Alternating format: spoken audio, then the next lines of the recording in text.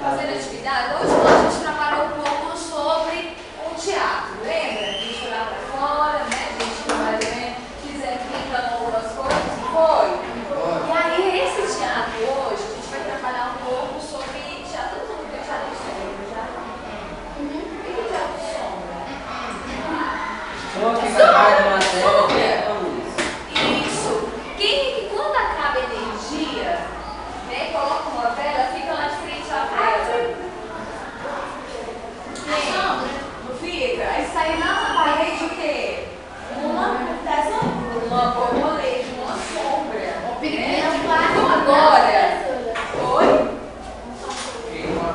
É um pássaro, a gente chama de borboleta. E a aranha, né? Vai fazendo a aranha e vai saindo. Então, isso aqui que eu fiz, ó, é o quê? Uma ação, não é isso? Ação de qual bicho? Aranha. Lembra que a gente trabalhou também a ação, né? Teatro. Então, quando acaba a energia, a gente vai fazer os movimentos, ou então, se você quer fazer para você ficar grandão na sombra, o que você faz? Isso. Quanto mais perto da luz, mais a sombra fica grande. Quanto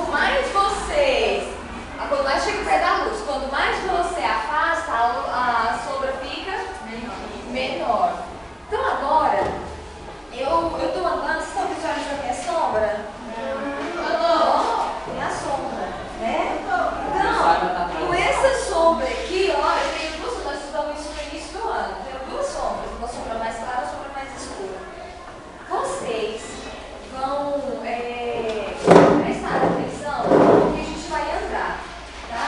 Para ver a sombra. Você visualizar onde é da sua sombra, onde está a sombra mais, né? Forte, a mais clara.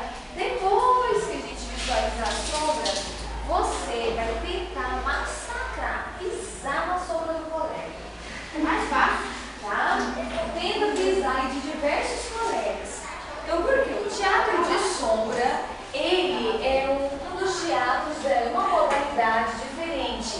Porque os artistas, eles usam a sombra para estar montando o desenho, montando a imagem, montando o teatro, a ação, né? Se tem lá um coelho, o que ele vai fazer? Ele vai fazer isso aqui com a mão, vai focar a luz e colocar a mão por trás do pano branco e vai sair lá o coelho. Quem já foi no teatro? O ano passado a gente teve um teatro, só que vocês não estavam na festa, não foi não, né? Então lá teve uma parte do teatro que mostrou uma sombra de um barco. Fez a figura de um barco, colocou atrás do pano, colocou o foco da luz, e aí o barco ficou grandão como se estivesse navegando.